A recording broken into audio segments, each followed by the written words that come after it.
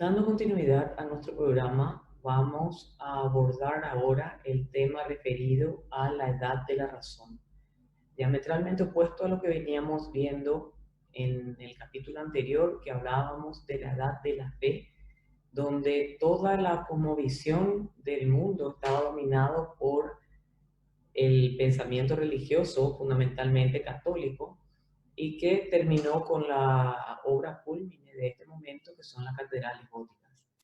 Ahora, en contrapartida, va a surgir como contraposición lo que se dio en llamar la edad de la razón,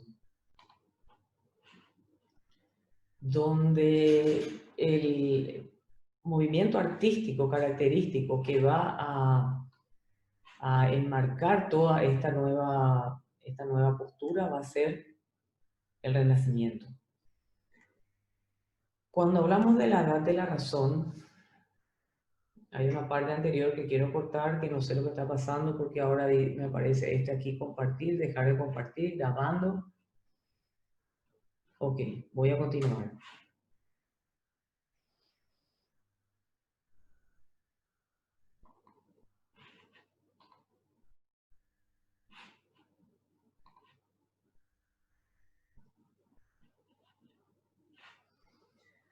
En la edad de la razón vemos que, tal decíamos, cambia la visión y la manera de poner el enfoque de lo que va a ser el pensamiento y más que nada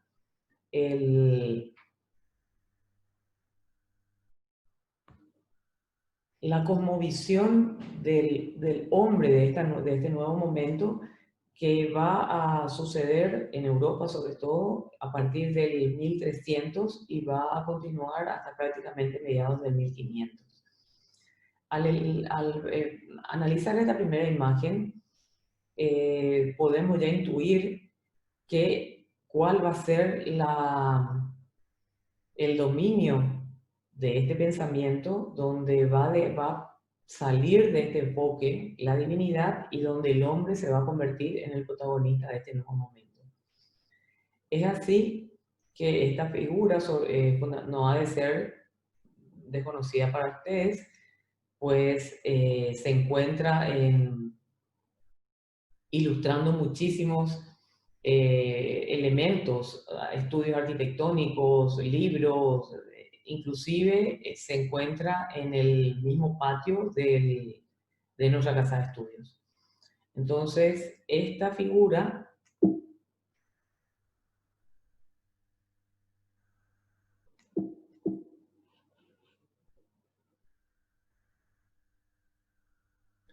refiere fundamentalmente al hombre como centro, decimos, y de esta composición geométrica que podemos ver, el cuadrado y el círculo, sabemos que son figuras geométricas puras, las cuales se generan a partir del dibujo con un compás, y podemos ver que el hombre con las piernas abiertas y los brazos abiertos está inscrito dentro de un círculo. Y por otro lado, el mismo hombre, sin embargo, con las piernas cerradas y los brazos abiertos, pero a 90 grados, digamos, se encuentra circunscrito en un cuadrado. Y entonces esto es la graficación de Leonardo da Vinci de la interpretación de las proporciones del arquitecto romano Vitruvio, y es de ahí que dio llamarse el hombre vitruviano dibujado por Leonardo da Vinci. Los capítulos que vamos a analizar ahora van a ser el concepto del Renacimiento, el humanismo como corriente filosófica que la inspira y como resultado de la misma, la iglesia ideal del Renacimiento. Cuando vemos esta primera imagen, inmediatamente llama nuestra atención la presencia del hombre, pero básicamente diagramado y dibujado, circunscrito en dos figuras que van a ser las que van a dominar este gusto, hasta empalagarse los arquitectos renacentistas con estas figuras puras del círculo y del cuadrado.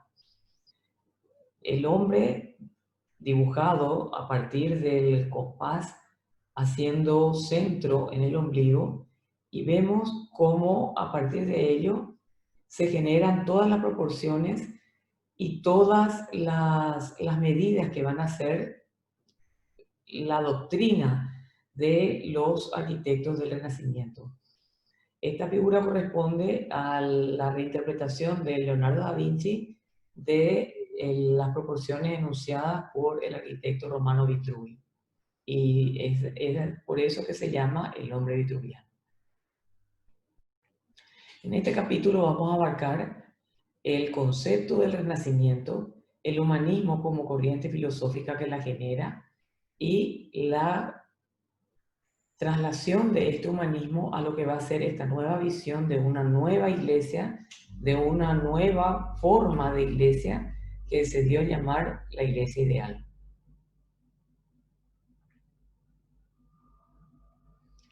Este renacimiento, como surge como término a partir de las expresiones del crítico italiano Vasari, que hablaba de la obra del Giotto, del pintor italiano del Trecento, y decía que el Renacimiento es la palabra con la que se designa a un movimiento artístico que intenta resucitar en la cultura europea los valores formales y espirituales de la antigüedad clásica, pero ahora con un nuevo significado. Es un renacer de la cultura clásica.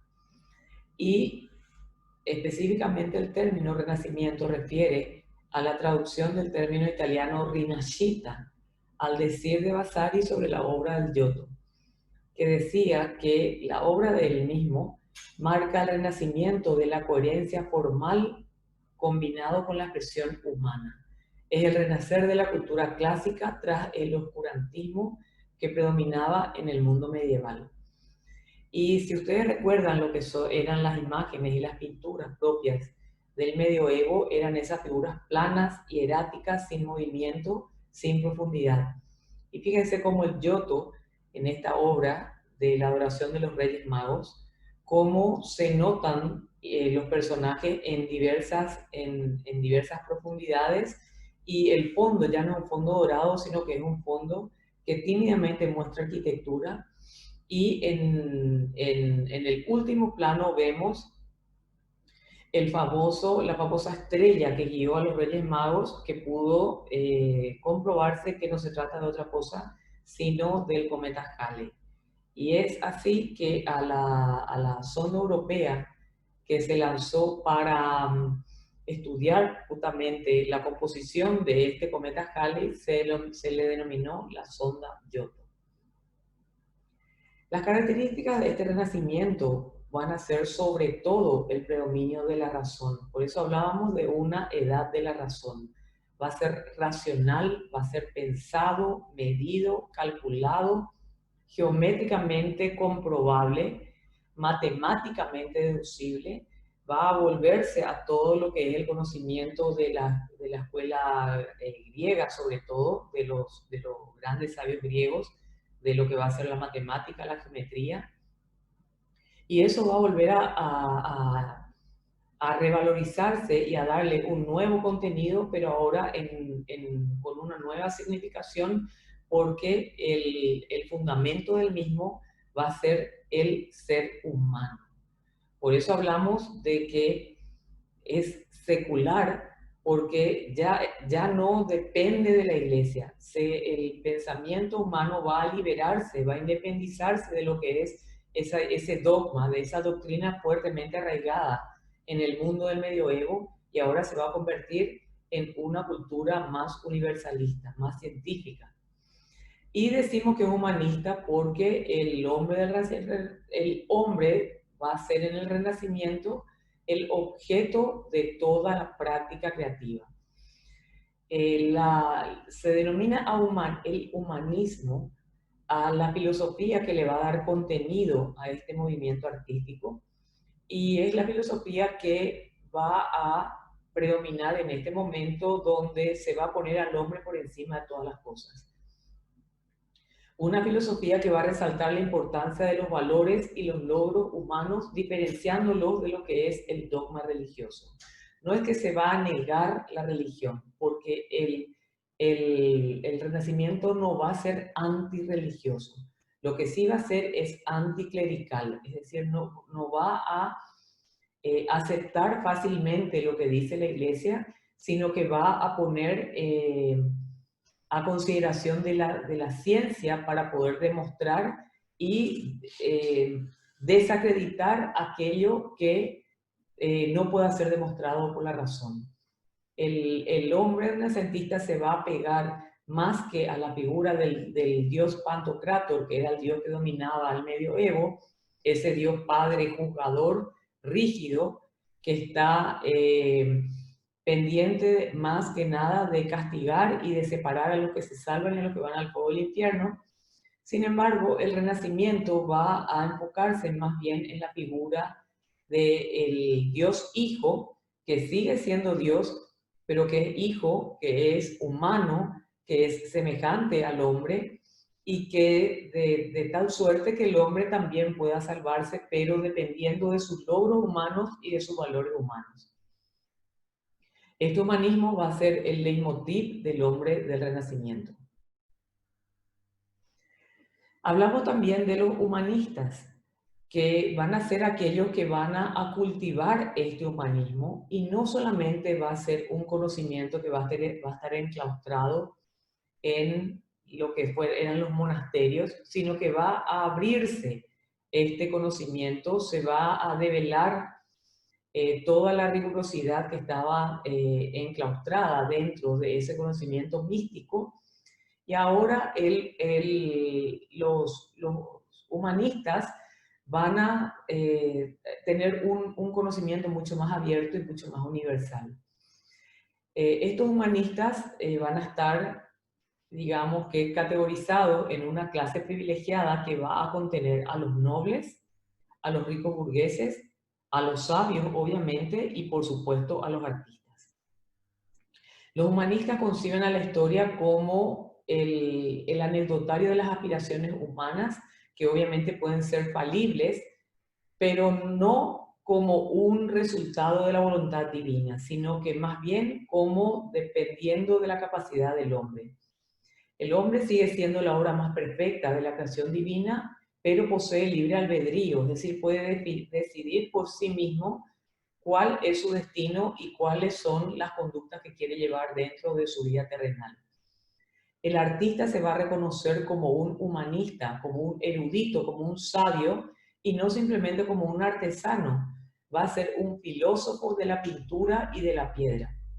Por supuesto, estas dos artes son las que van a anteceder a la arquitectura y de alguna manera son las que van a ir preparando el camino para la arquitectura, que como ser un arte mayor va a tardar más en afianzarse, desarrollarse y producir obras arquitectónicas.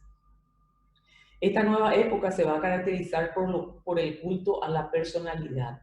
Y este es un elemento fundamental porque si las obras anteriormente eran anónimas, a partir de ahora no solamente se van a conocer los autores de las obras porque van a estar firmadas, sino que los mismos van a escribir sus memorias, los tratados, y inclusive van a los pintores autorretratarse dentro de los cuadros que pintan.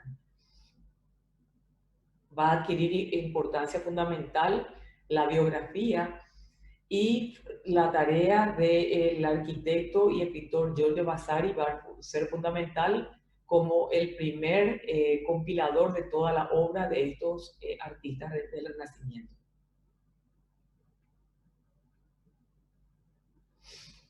Y vemos aquí que la pintura va a empezar de alguna manera a enseñarnos lo que en la teoría se está modelando como los nuevos paradigmas de este momento que va a tener una nueva significación con el hombre como el centro de todo. Aquí vemos que en este cuadro que se denomina la Escuela de Atenas de Rafael, vemos como de la mitad para abajo del cuadro tiene que ver con el tema propiamente dicho. Y sin embargo, toda la parte superior nos empieza a mostrar cuáles son los elementos que posteriormente van a aparecer en la arquitectura. Es como si de alguna manera nos estuvieran preparando el gusto por una nueva estética que es la que luego se va a plasmar en la arquitectura. Y aquí van a aparecer figuras que conocemos sus características físicas porque los mismos van a no solamente ser pintados por sus contemporáneos, sino que muchas veces van a autorretratarse. Y así vemos la figura de Bramante, el maestro de la arquitectura, Rafael, Miguel Ángel y Leonardo como pintores. Y decimos que este culto a la personalidad va a adquirir en esta misma obra que estamos analizando fundamental importancia, porque Rafael va a reinterpretar lo que es la escuela de Atenas, que es la escuela de los sabios griegos en el siglo de oro de Pericles, donde vamos a encontrar a un Platón, que tanto Platón como Aristóteles, que van a ser los precursores de esta escuela, Platón, el más viejo de ellos, que va a estar retratado en el centro mismo de la composición con la figura, con la imagen o con el retrato de Leonardo. Y sin embargo, Aristóteles, más joven, es retratado con la figura de Miguel Ángel. Y van a ser los dos sobre los cuales se va a basar toda, se va a fundamentar la pintura, pero más que nada es como una composición en dos tiempos. O sea, el tema refiere a la Grecia clásica, pero sin embargo, la anécdota está contada en clave renacentista, con personajes del Renacimiento. Vemos, por ejemplo, a un Donato Bramante en la parte inferior, que está con un compás y está dibujando en el piso, y alrededor suyo los discípulos, que son los que forman parte de su taller de arquitectura. Y vemos también a un Rafael tímidamente retratado a la derecha, que demuestra de esta manera como si fuera la firma del cuadro, la autoría del cuadro. ¿Por qué Rafael personifica en su escuela de Atenas a Platón y Aristóteles y en la figura de Leonardo y Miguel Ángel? Porque decíamos de los dos tiempos en los que que se encuentran presentes en este cuadro y que nos permite manejar la clave que va a ser la que va a estar siempre presente en esta pintura renacentista. Está la figura de Platón con toda su teoría de las ideas, y fíjense que con el dedo índice de la mano derecha indica hacia arriba, como diciendo que las ideas son conceptos, que es lo que él propugnaba en su teoría platónica, que las ideas se encuentran arriba, o sea, las ideas son abstractas, así como abstractas es el concepto de belleza, el concepto de verdad, de sabiduría, que sin embargo son temas que van a ser los preferidos de los pintores renacentistas.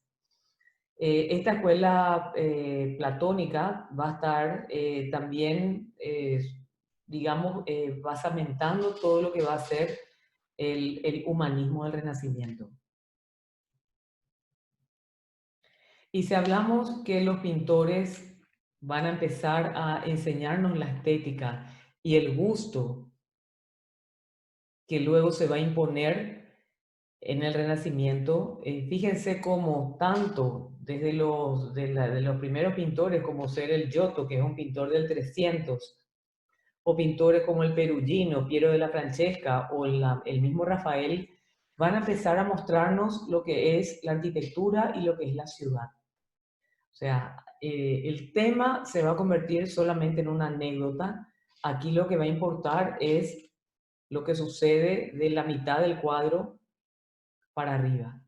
En este caso, la entrega de las llaves del reino, que Dios le entrega las llaves del reino a, perdón, Jesús le entrega las llaves del reino a Pedro. Recordarán ustedes el pasaje bíblico que dice, tú eres piedra y sobre esta piedra construiré mi iglesia. Todo lo que todo lo que ates en la tierra quedará atado en el cielo. Y entonces es el momento en que, digamos que místicamente, Jesús le encomienda a Pedro su iglesia. Pero fíjense, sin embargo, que atrás nos empieza a mostrar cuál va a ser la estética propia de los temas del Renacimiento. Entonces ahí aparece una iglesia que, lejos de ser la iglesia, la catedral gótica que estábamos acostumbrados, es una iglesia de otras dimensiones, de otras proporciones, de otra forma. Es una estructura centralizada, y tanto en este cuadro como en este, que es de Piero de la Francesca, que nos muestra cómo va a ser la ciudad ideal. O sea, fíjense, una ciudad ordenada, una ciudad geométricamente armada en función de una perspectiva central, donde el tema central va a estar la iglesia ideal, porque no va a ser más la iglesia del medioevo. Es una propuesta nueva que va a contener todo el significado propio de ese humanismo. Y esta ciudad está conformada por edificios que tienen una regularidad en cuanto a sus alturas, en cuanto al ritmo de sus aventanamientos, en cuanto a sus proporciones, y de alguna manera nos va induciendo a cómo va a ser esa arquitectura que se nos va a presentar posteriormente. El mismo caso en los esponsales de la Virgen, que también es la boda de la Virgen y San José. Y fíjense cómo la mitad del cuadro es la anécdota y toda la parte superior nos muestra una iglesia, que van a tener bajo su protección a los artistas, y que son los que van a acunar toda la producción de estos artistas. Entre los florentinos, como les decía, los más importantes fueron los Medici, empezando por el patriarca de la dinastía, que fue Juan, su hijo Cosme y los nietos de estos, también Juan, que inclusive llegó a ser papa, el mismo Julio, que fue Clemente VII, que fue un papa también de la época del Renacimiento, y por supuesto el más grande y famoso de todos, que fue Lorenzo el Magnífico. Aquí es importante recordar un poco la figura de Lorenzo, porque obviamente fue retratado por muchos artistas del Renacimiento, pero vale la pena mencionar cómo Miguel Ángel le va a retratar a Lorenzo de Medici. O sea, recuerden que hablamos de la teoría neoplatónica, de la teoría propia de la Magna Grecia. Aquí en el Renacimiento poco va a importar la veracidad de la figura física. Es decir, no va a importar tanto si Lorenzo era apuesto o si era petizón, si tenía rasgos, digamos, armoniosos, o si era narigón, como el caso de este Lorenzo, de este retrato. Aquí lo que importa, más allá de la figura física, es la grandeza de su acto, su personalidad y su legado.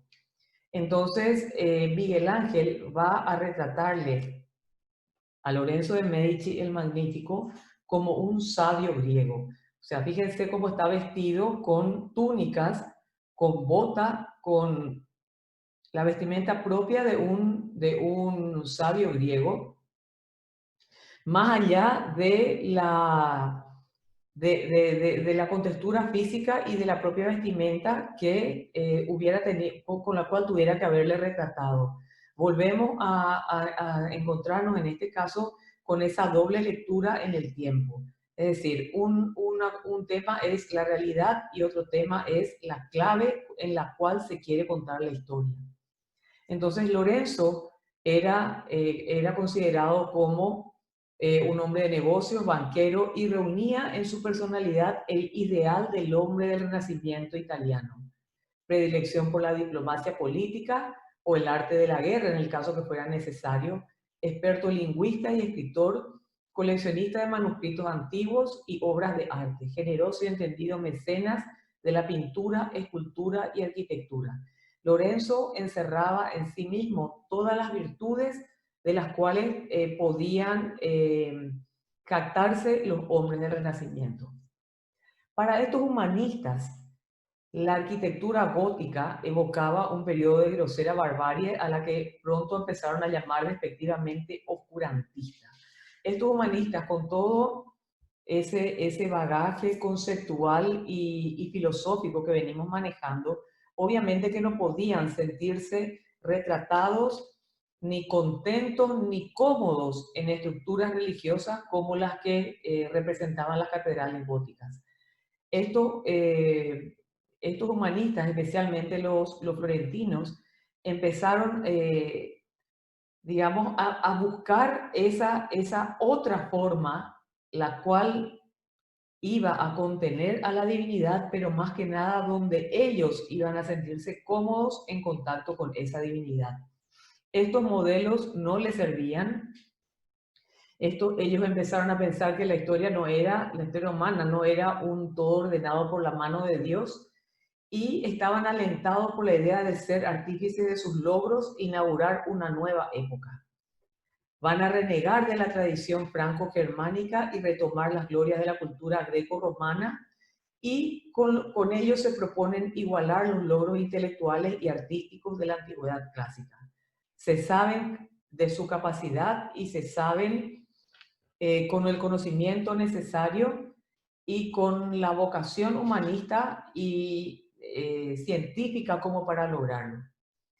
Entonces van a mejor mirar los ejemplos con los cuales ellos se sienten más cómodos, con los ejemplos que tienen a su alcance. En el caso de la propia Roma, que se van a encontrarse con modelos como por ejemplo el Templo de la Fortuna Viril de Roma o el Templo de Vesta, que son estructuras mucho más acordes, proporcionadas, geométricas, o sea, que contenían esta forma en sí misma, ese concepto el cual estaban ellos tratando de descubrir, pero se encuentran con que van a redescubrir estas formas clásicas y van a reinterpretarlas para proponer una nueva arquitectura.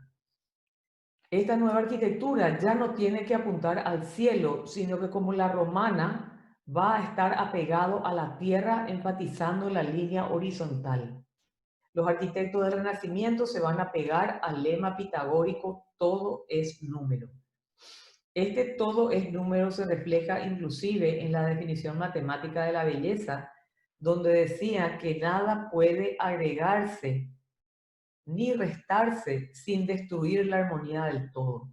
Que este todo era un todo armónico, geométrica y armónicamente estructurado de manera tal de que contenía la belleza en sí misma. Y entonces va a aparecer Giambattista Alberti, que es el primer teórico del Renacimiento, que va a anunciar en su libro, hablábamos de que iban a tener vocación de escribir sobre sus obras, sobre sus pensamientos, sobre sus tratados. Y entonces Alberti va a escribir el libro que se va a llamar De Reedificatoria, que significa de la construcción.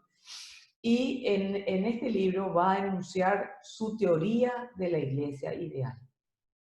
Esta teoría va a encargarse de definir perfectamente todos los elementos que deben estar presentes para poder construir, dar materialidad a un pensamiento que solamente estaba esbozado en la pintura y que estaba enunciado en los escritos, pero sin embargo llegaba el momento de la práctica. Había que construir esa arquitectura con el fundamento humanista. Y entonces Alberti va a preocuparse desde la implantación, va a hablar de la forma de la iglesia, de las proporciones que debe tener, de cuáles son las formas que son las más apropiadas, de cómo debería ser la cobertura, el tipo de ventanas, la decoración que debería tener, los órdenes que iban a poder utilizarse, cómo se iban a establecer los accesos, en fin, todas las instrucciones que se necesitarían para que una vez se tome el tablero, se empiece a diseñar la iglesia ideal conforme la teoría de Alberti. A tal punto que se va a convertir en la Biblia de las iglesias renacentistas, del pleno renacimiento obviamente, y vemos el primer ejemplo realizado en Roma, un pequeño templo votivo que es el templo de San Pietro in Montorio, que se encuentra en el monte Montorio, que marca el sitio en el cual fue crucificado San Pedro. Es un templo votivo porque recuerda ese momento de la historia de la cristiandad, y entonces en ese sitio se realiza este pequeño templo. Y al decir del propio Bramante, quien se aparta de Alberti se aparta de la verdad. Y entonces, si bien este templo se encuentra en el claustro de un convento, sin embargo se encuentra libre por sus cuatro costados, es decir, no tiene linderos en ningún lugar, es de planta centralizada, es de planta circular. El círculo, recuerden que es el que ejercía esa fascinación para el hombre renacentista, porque el círculo tiene en sí toda esa connotación de que no tiene principio ni fin, que es la figura ideal para representar a la divinidad. Y por supuesto este círculo en su correlato de elevación es un tambor cilíndrico y obviamente techado por una cúpula semiesférica. A esta cúpula se le agrega una linterna y sobre esta linterna se encuentra el globo terrestre. Recuerden ustedes que en el pleno Renacimiento se realiza el descubrimiento de América en 1492, o sea que en época del Renacimiento se confirma que la Tierra es redonda. Y entonces, encima de la esfera que representa a toda la Tierra, aparece la cruz, significando el triunfo de la Iglesia Católica sobre todo el mundo y con todo lo que implica esa cosmovisión propia que tiene la cúpula. Esa esfera celeste, la esfera del mundo, o sea, se recuperan todas esas lecturas simbólicas propias de la Iglesia romana. Va a estar sobreelevada por una pequeña escalinata, va a estar rodeada de columnas, es un templo períptero con balaustrada decorativa y todos los elementos que Alberti enuncia en su iglesia pues van a estar presentes en este pequeño templo votivo. Ahí. Y entonces vemos aquí el templo en toda su pequeña magnitud, donde de vuelta recordamos la definición matemática de la belleza que retoma a Alberti, pero de los tratados a través de Vitruvio, que es el arquitecto romano. La relación armoniosa entre las partes y el todo, donde nada puede agregarse o sacarse sin destruir la armonía del todo. Y entonces este pequeño templo va a respetar absolutamente en todas sus partes esa proporción y esa relación existente entre las partes y el todo. Y también vamos a empezar a ver otros elementos que son los que nos van a ir direccionando para que podamos decodificar de templo de qué naturaleza es y sobre todo a qué divinidad está, o sea, a qué santo más bien, porque la divinidad era una sola, está encomendado. Y entonces vemos que este orden dórico está rematado por un cornizamento respetando el ritmo de las metopas y trilipos, tal cual el orden clásico. Fíjense cómo el casetonado propio, como el caso del Panteón, y fíjense inclusive el ritmo de las aberturas. Estas metopas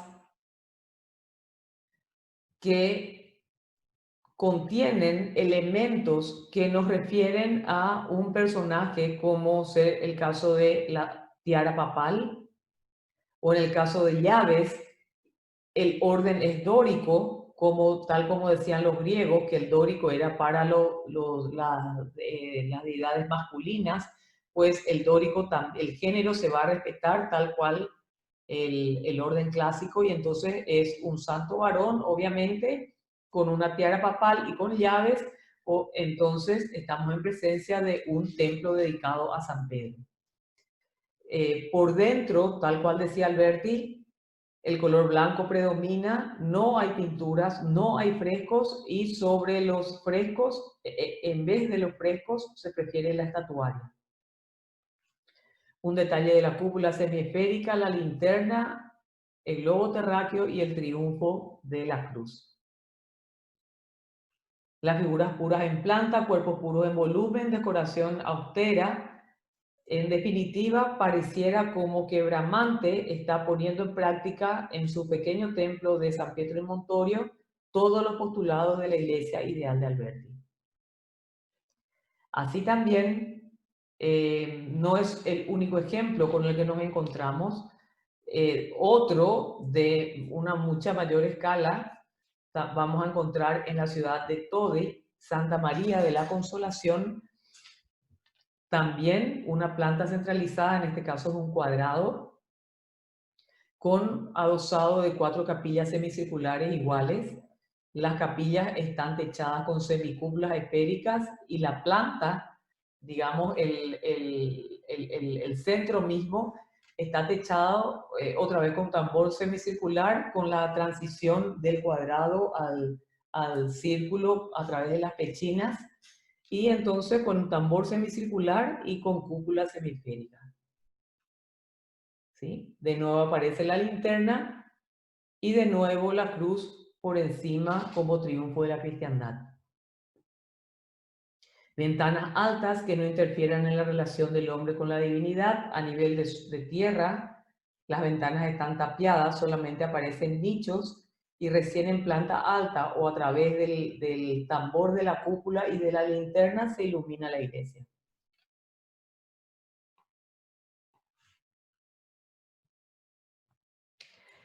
Y vemos nuevamente esa lectura de la vuelta a los modelos clásicos, y entonces cómo el Panteón, la estructura del Panteón y sobre todo la cúpula del Panteón de Menemio Agripa es el que va a servir de modelo para la promulgación del postulado albertiano de la cúpula semiférica. En el caso de San Pietro in Montorio es una pequeña cúpula. Aquí vemos las aberturas a nivel del tambor y aparece la figura en el centro del Espíritu Santo como ser el elemento que vincula lo terrenal, a lo que se desarrolla en el interior de la iglesia, con la divinidad y su contención en lo que es el cosmos, que es lo que representa la cúpula. Y en el caso de San Pedro al Vaticano, que es una cúpula inmensamente mayor en relación a San Pietro in Montorio, pero haciendo un poco de abstracción de lo que es la decoración, que ya es posterior, que es una decoración barroca, también aparece la iluminación a través de las ventanas del tambor y de la linterna.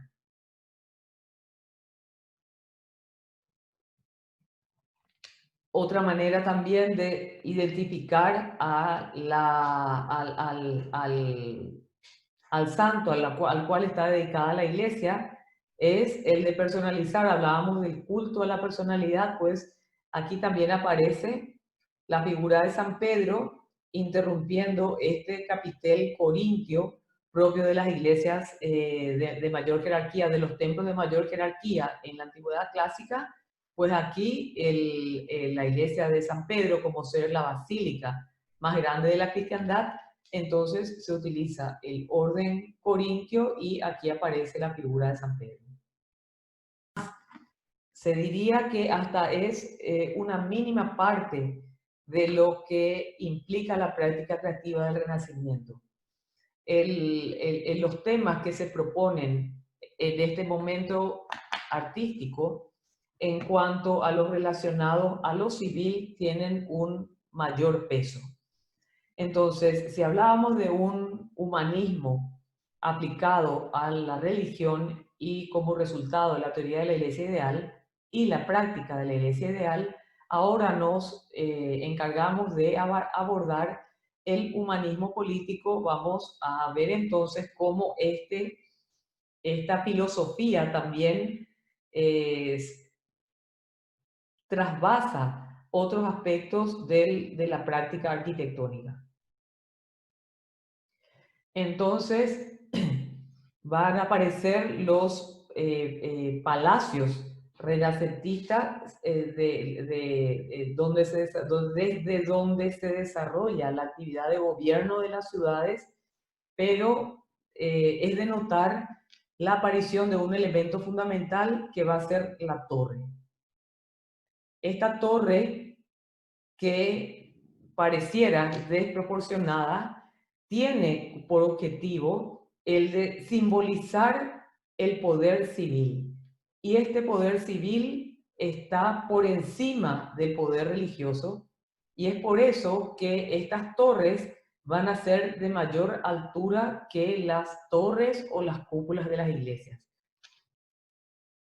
Porque en este momento es el poder civil el que predomina y es el que está por encima del poder de la iglesia, que en momentos de Renacimiento estaba pasando por su peor crisis en cuanto al descreimiento de la cristiandad por la venta de indulgencia, por la simonía, por toda esa práctica que estaba socavando las bases de la iglesia, y esto sobre todo aprovechado por Martín Lutero y la reforma luterana, que vino a desnudar todas estas falencias de la iglesia católica. Entonces es el momento del hombre, es el momento del humanismo, y es el momento entonces en que en el perfil de la ciudad el poder civil es el que va a dominar. Y vemos en Siena la torre del Palacio Comunal, o vemos en Milán la torre del Castillo de los Sforza, y nos encontramos con la ciudad. El Renacimiento aparece en un momento que pretende propugnar una forma distinta de hacer arquitectura para que la gente, los habitantes de la ciudad, sientan reconocidos y se sientan cómodos dentro de este nueva manera de ser, esta nueva concepción macrocósmica de la vida, donde el orden, la simetría, los ejes compositivos son las herramientas con las cuales debe trabajar el arquitecto para proponer una nueva arquitectura pero sin embargo una nueva arquitectura que tiene que desarrollarse en una ciudad medieval, en una ciudad dominada por el desorden, el caos propio de las ciudades medievales con sus calles laberínticas, porque en momentos del medioevo el objetivo era perder o desconcertar a los visitantes, a los extranjeros o a los enemigos. Sin embargo, el Renacimiento propone o propugna o aspira a tener espacios abiertos donde sentirse renacentistas. Y estos espacios no siempre son fáciles de conseguir en la ciudad. Aparece entonces en la ciudad de Siena un espacio de forma semicircular que recrea en su forma como si fuera una concha marina, está dividida por porciones triangulares dibujadas en el pavimento con mármol blanco, y el pavimento está puesto con, está constituido por cerámicas de color naranja, de color ladrillo, y son 9 porciones que recuerdan a los 9 varios componentes de la ciudad de Siena. Fíjense que domina el color, el famoso color rojo sienés, pero más que nada esta uniformidad espacial y uniformidad formal la compone la envolvente de los edificios que contribuyen a que este se lea como un espacio cerrado, como un espacio único, impermeable e impenetrable del caos de la ciudad medieval que se desarrolla a su alrededor. O sea, es como si fuera un espacio contenido, un espacio en el cual el hombre renacentista puede expresarse y sentirse como tal. Y esta torre comunal, símbolo del poder civil, que está adosada al Palacio de la Signoría de Siena, domina el paisaje. Y se puede notar que su altura es muy superior a la altura de la cúpula del Duomo de Siena, porque en este momento el poder civil sobrepasa al poder religioso. El hombre es el que está en el centro y la figura de la divinidad fue desplazada a un lugar secundario.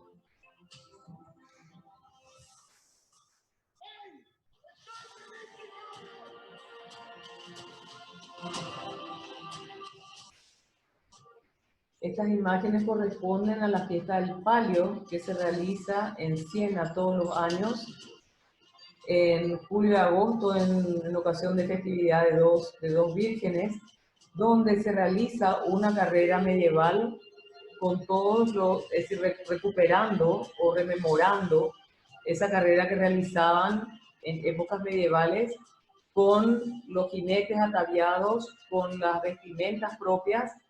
Compiten los 9 barrios, por más de que 2 de ellos ya no existan más en la actualidad. Sin embargo, en la carrera del Palio, estos 2 barrios también están representados. Entonces, es una manera de ver cómo este pulmón de la ciudad, tanto en momentos renacentistas como en la actualidad, se sigue manteniendo esa tradición, se sigue viviendo esa tradición, y es fundamental entender que para el renacentista de Siena, este espacio se constituía en el espacio más importante de la ciudad, y esto continúa, permanece hasta la actualidad. En esta imagen vemos también el caso de la ciudad de Venecia, de igual manera que las ciudades que veníamos viendo anteriormente y en particular Siena. Fíjense también cómo la presencia de la torre, una torre de proporciones sumamente exageradas en relación a lo que es el perfil de la ciudad, pero es exactamente ese el objetivo de esta torre. Es la de que a la distancia, desde el mar y desde el Gran Canal y a todos los que lleguen por mar a la ciudad de Venecia, puedan ver y leer en ese perfil de ciudad cómo la torre de poder comunal sobresale por encima de lo que son las cúpulas de las iglesias, cúpulas acebolladas en este caso de la iglesia bizantina de San Marcos de Venecia. Esta conformación de este espacio, que también es obviamente un pulmón de la ciudad, considerando lo que es el caótico escenario que circunda a este conjunto, que se da en llamar conjunto urbanístico, porque son edificios distintos que conforman un mismo espacio para darle un sentido, en este caso humanista y renacentista, donde el hombre se sienta protagonista del espacio, de su vida y de su devenir dentro de la ciudad caótica, medieval, a la cual el Renacimiento quiere imprimirle este espíritu humanista. Y entonces vemos que este espacio que se lee como uno solo está comprendido por una forma de L, donde este primer espacio se convierte en la antesala del gran salón, que es el espacio principal. Esta antesala está, digamos que, en comunicación con el mar y a su vez con el espacio principal. En el caso de Siena, las características que hacían que se lea como un conjunto eran peculiares, tenían que ver con colores, con alturas, con proporciones, con características de los edificios que componen. Y aquí la uniformidad formal de este espacio va a estar dada por otro elemento que es también característico del Renacimiento, que es la logia, que es como la galería cubierta, lo que nosotros llamaríamos nuestras recobas. O sea, son galerías abiertas, pero cubiertas, son techadas, pero son como unas veredas cubiertas. Y estas logias son la reinterpretación de las estoas griegas. Y entonces esta logia va a estar presente en cada uno de los edificios que conforman la envolvente de este espacio. Entonces, tanto en planta baja del Palacio Ducal, el pórtico propio de la iglesia de San Marcos, o sea, se puede recorrer todo este perímetro caminando por debajo de las logias. Las procuradurías viejas, que son estas, el museo Correr o ala napoleónica, porque es la que cierra este espacio posteriormente, las procuradurías nuevas, la biblioteca sansoviniana y de vuelta la conexión con el mar. Aquí podemos ver de vuelta por partes, ya a nivel de suelo, cómo la logia es la que se va a convertir en el elemento unificador del espacio. Entonces, en el Palacio Ducal, en la Biblioteca Sansoviniana, en las Procuradurías Viejas, en las Procuradurías Nuevas, en el Pórtico de San Marcos. Aquí de vuelta vemos Procuradurías Nuevas, Museo Correr, Procuradurías Viejas, detalle del Palacio Ducal y la Biblioteca Sansoviniana, con una particularidad muy importante que va a estar presente siempre en las ciudades de dominio veneciano. Obviamente Venecia es el origen. Van a aparecer estas columnas de granito rosa, donde va a aparecer el león alado, que es el símbolo de Venecia, y en la otra columna va a aparecer un elemento religioso que es al cual se le va a dedicar la ciudad. En este caso es San Teodosio. Y estas columnas entonces van a funcionar como el pórtico de acceso de la ciudad.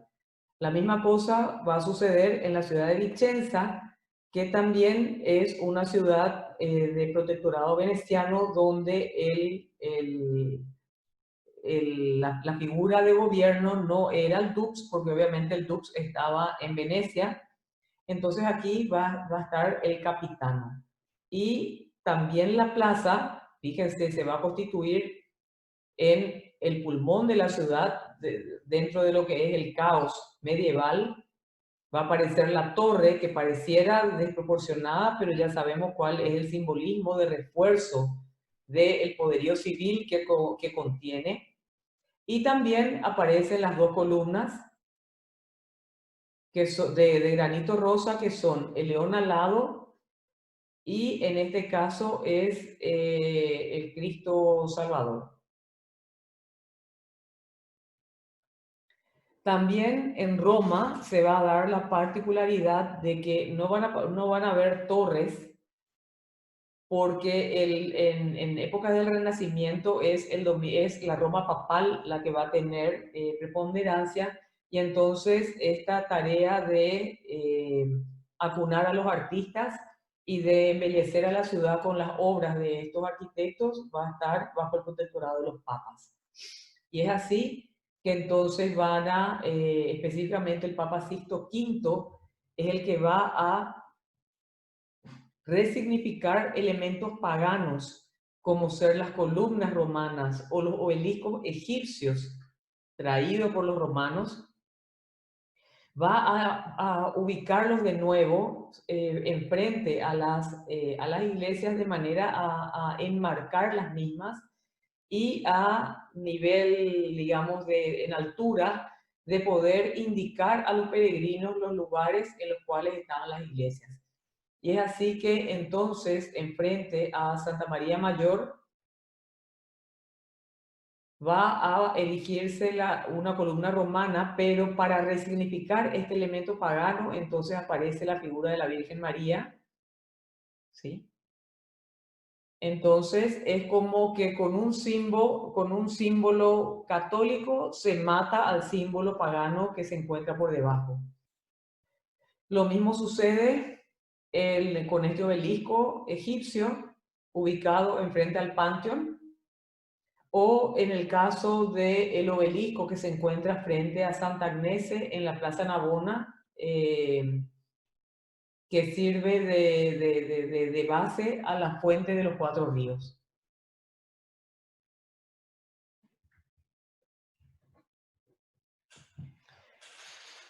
Continuando con nuestro análisis y continuando con este humanismo civil, ahora vamos a abordar el tema referido a la casa.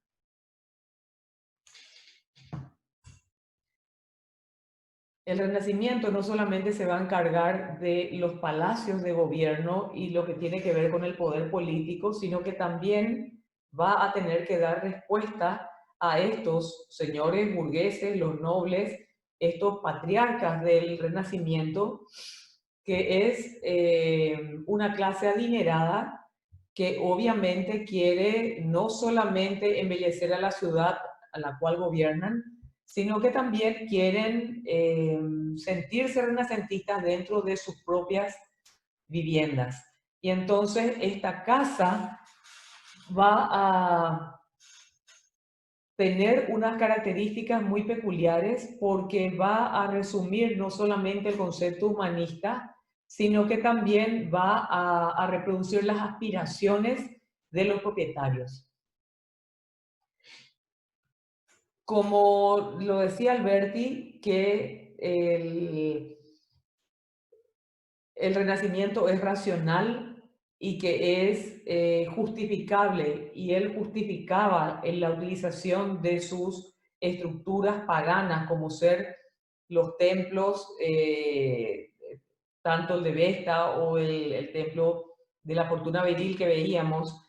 Él decía que sí podían utilizarse esas estructuras, por más de que sean de concepción pagana, porque una vez que se empezó a expandir, perdón, el cristianismo, estas estructuras fueron utilizadas como tumbas y que en estas tumbas se ocultaban los primeros cristianos antes de que la religión católica fuera liberada para su culto libre, digamos.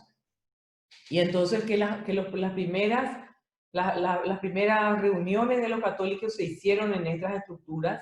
Entonces él veía como esa consecuencia lógica de que no se estaban utilizando estructuras paganas como tal, sino que ya habían sido resignificadas por los primeros católicos, y entonces el Renacimiento lo que hacía era volver a cargarles ahora de un nuevo contenido, que es este contenido humanista. Entonces, él veía como una consecuencia lógica la posibilidad de utilización de esas estructuras. Pues de igual manera, el Renacimiento necesita para el tema de la casa, habitación de los señores, necesita encontrar un elemento en la antigüedad clásica, ya sea en Grecia o en Roma, de la cual servirse para poder volver a codificar y resignificar sus elementos ahora en función de este espíritu humanista. Y entonces la casa romana le da estas posibilidades, sobre todo pensando que el romano era tan eh, eh, digamos, propenso o cultor de de los gustos mundanos, y ahora el Renacimiento vuelve a recuperar ese gusto por el hedonismo y por la mundanalidad propia del romano, vuelve a recuperar con un sentido mucho más elevado, ahora en clave humanista. Y entonces encuentra en la casa romana fundamentalmente en la disposición de la misma. Obviamente que va a estar utilizada,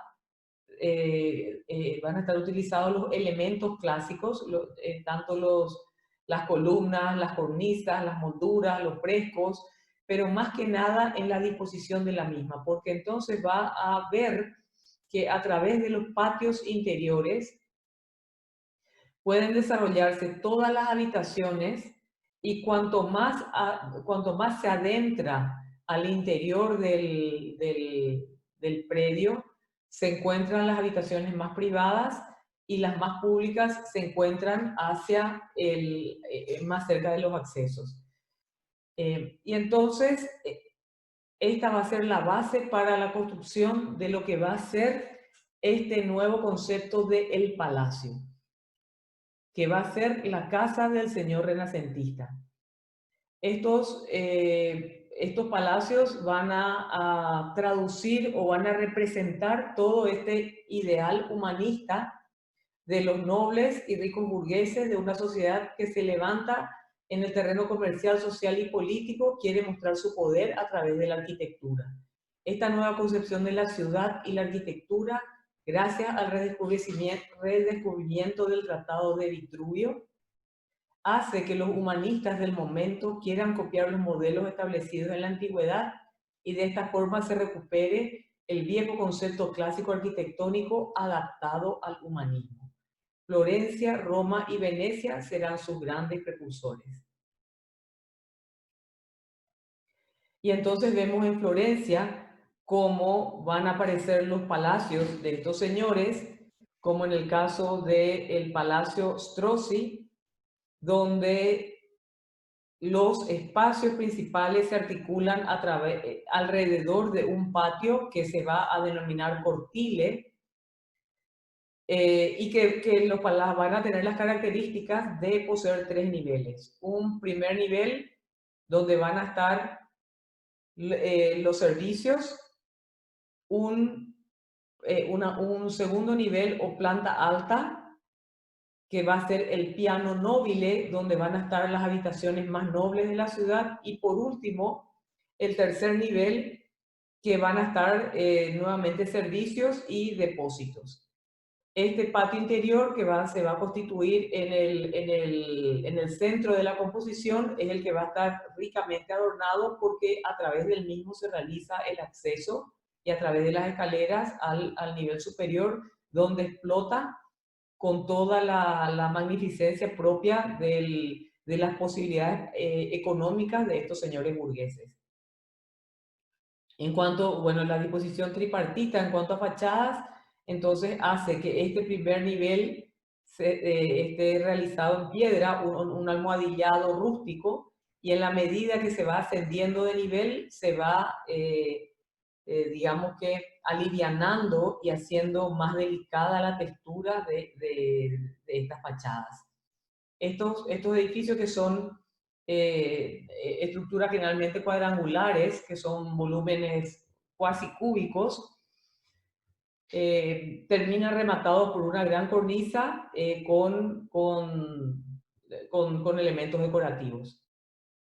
No es menor la importancia que va a adquirir Andrea Palladio en el Véneto, también resignificando lo que va a ser la vivienda, no de los señores burgueses de Florencia o de Roma, sino que va a ser de los ricos comerciantes de la zona del Véneto. Andrea Palladio va a tener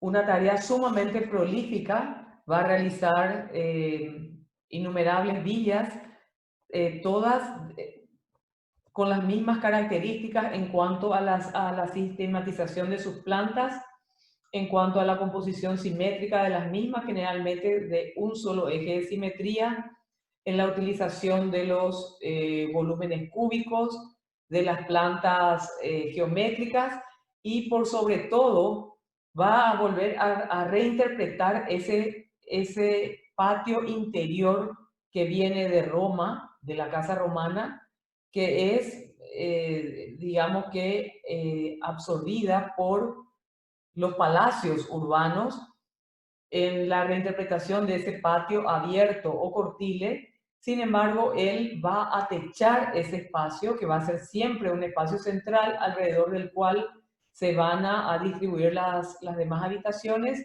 y este espacio central va a denominarse vestíbulo. Este programa arquitectónico de las villas va a servirle a estos señores burgueses para erigirse ellos mismos como símbolos de ostentación y prestigio social. Cuanto más trabajadas, más complejas sean las composiciones y más decorados los interiores, entonces esto simbolizaba mayor poderío económico de los propietarios.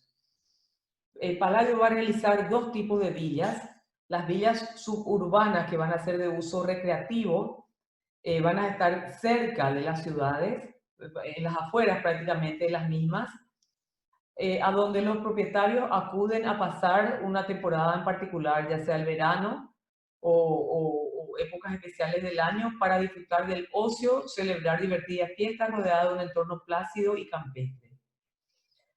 O las villas rústicas o de producción, que no solo estaban destinadas al descanso, sino que también eran conjuntos de explotación agrícola, verdaderos establecimientos agropecuarios.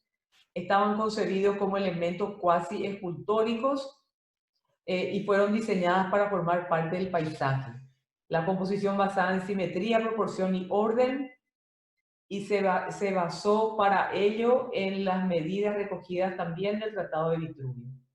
Todos los ambientes estaban organizados conforme a las proporciones, la escala, las relaciones matemáticas de las partes con el todo, tal como lo enunciaba Alberti. Vemos, por ejemplo, el caso de la Villa Macer, que es una villa de producción, porque podemos definir y podemos identificar dos espacios distintos. Es decir, un bloque central, que es el bloque donde se desarrolla la actividad propiamente de esparcimiento y de vivienda de los propietarios, y alas laterales o barquesas, que son aquellas que alojan graneros o vivienda del personal que se encarga de la actividad agropecuaria. Sin embargo, todas las villas van a presentar la característica de estar inmersas en el paisaje, recortadas contra la naturaleza, como si fuera un objeto escultórico puesto para la contemplación. Si bien en el exterior la característica era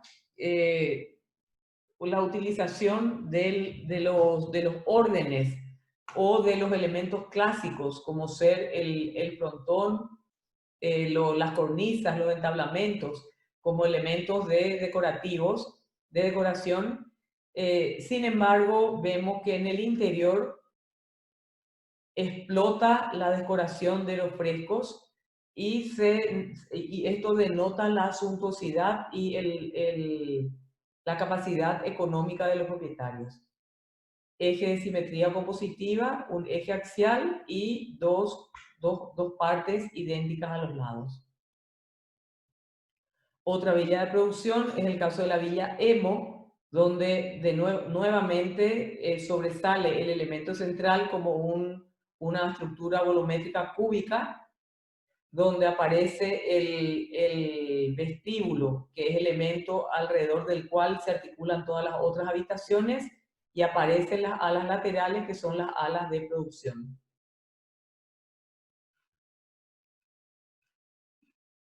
De una estética, se diría, ordenada, geométrica, clásica en las fachadas y en volúmenes exteriores, pero sin embargo esto se contrapone con el lujo propio de los interiores.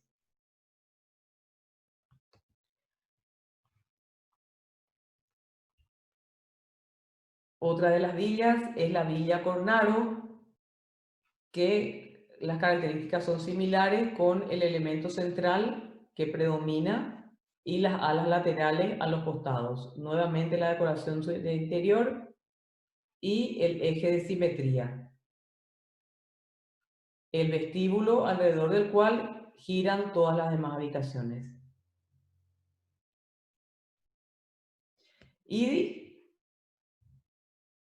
también encontramos las que son de uso recreativo propiamente dicho, que son las villas suburbanas, como el caso de la villa Foscari o Malcontenta, donde vemos que solamente posee el bloque central. Estas villas explotan en riqueza estética y compositiva en su exterior y también en el interior. Vemos la fachada de adelante y la fachada de atrás. De vuelta al eje compositivo, el vestíbulo y las habitaciones en torno al mismo. Y nos encontramos con la más emblemática de todas sus villas, la más conocida, que es la Villa Capra o Villa Rotonda, donde Palladio va a hacer gala de todo su conocimiento clásico, pero no solamente del conocimiento clásico, sino también el ejemplo máximo de simbiosis de lo que es el hombre y la divinidad. Porque esta villa va a estar concebida más que como una villa, como un templo. Si nos ponemos a pensar en lo que dice Alberti en la teoría de la iglesia ideal, vamos a encontrarnos con que la Villa Rotonda cumple con todos estos preceptos. Así, está situada en el lugar más noble de la ciudad, libre por sus 4 costados, sobrelevada por escalinatas, es una estructura centralizada, está techada por cúpula, adosada por capillas, posee frontón y ático triangular en los accesos, no posee decoración, sino solamente la utilización de los órdenes clásicos en el exterior, muros blancos y estatuas. O sea, este es un ejemplo, si lo supiéramos, que es la Villa Rotonda y que es una villa podríamos tranquilamente equivocarnos y pensar que se trata de una iglesia ideal. Vemos en planta que lo que la hace tan característica a esta villa es que es doblemente simétrica, es decir, tiene dos ejes axiales que lo dividen en 4 cuartos exactamente iguales. El espacio central o vestíbulo alrededor del cual giran todas las otras habitaciones es un círculo y obviamente está techado por una cúpula. Y la consecuencia racional y lógica que hace Palladio es que esta villa estaba dedicada o su propietario era un clérigo, Américo Capra, y si es un clérigo, qué mejor que un clérigo tener una vivienda similar a lo que sería una iglesia, porque el clérigo es la persona más cercana a nivel humano con lo que es la divinidad.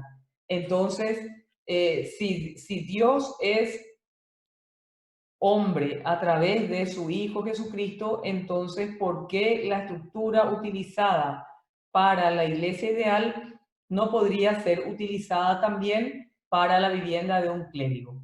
Entonces, con esto se cierra la síntesis de lo que es la concepción humanista relacionada con la divinidad en la Villa Capra de Almerico Capra. Y en su interior, obviamente que explota la decoración. Como ya lo habíamos visto también en las otras villas. La mayoría de estas villas fueron pintadas por famosos pintores venecianos, especialmente por el Veronese.